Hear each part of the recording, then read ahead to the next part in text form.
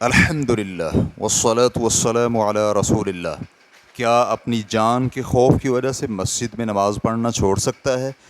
سوال کیا گیا ہے کہ انسان کا جمعہ اور نماز با جماعت چھوڑنے کے لیے کوئی عذر قبول کیا جا سکتا ہے؟ مثلاً اگر کسی کے ملک میں فتنے ہوں اور اسے خدشہ ہو کہ اگر وہ مسجد جائے گا تو اسے قتل کر دیا جائے گا یا قید کر دیا جائے گا یا مارا جائے گا، کیا یہ وجوہات اس کے لیے جمعہ اور نماز با جماعت چھوڑنے کے لیے قابل قبول عذر بن سکتی ہیں؟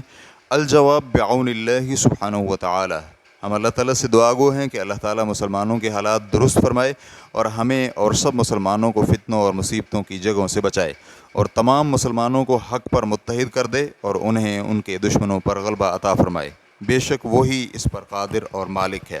مسجد میں نماز با جماعت ادا کرنا ہر قدرت رکھنے والے مرد پر واجب ہے۔ نماز با جماعت اور جمعہ کی نماز واجب تو ہے، لیکن اس کے لیے یہ بھی شرط ہے کہ انسان کو اپنی جان، مال یا اہل خانہ کے متعلق کسی قسم کے نقصان کا خطرہ نہ ہو، کیونکہ اللہ تعالیٰ کا فرمان ہے وَمَا جَعَلَ عَلَيْكُمْ فِي الدِّينِ مِنْ حَرَجٍ، اور اللہ تعالیٰ نے تم پر دین میں کوئی تنگی نہیں رکھی۔ سورۃ الحج آیت نمبر 78۔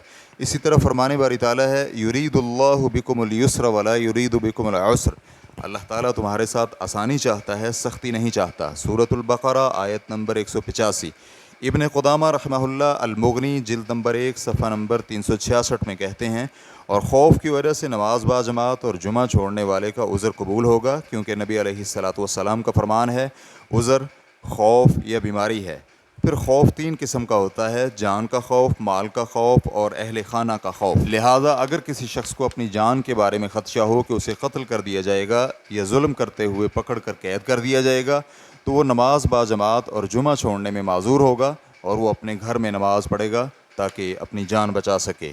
واللہ تعالی اعلم۔ اسلام QA ریکارڈنگز، مؤسسۃ الشیخ محمد صالح المنجد، المملکۃ العربیۃ السعودیہ، فتویٰ نمبر 109209۔ والسلام علیکم ورحمۃ اللہ وبرکاتہ۔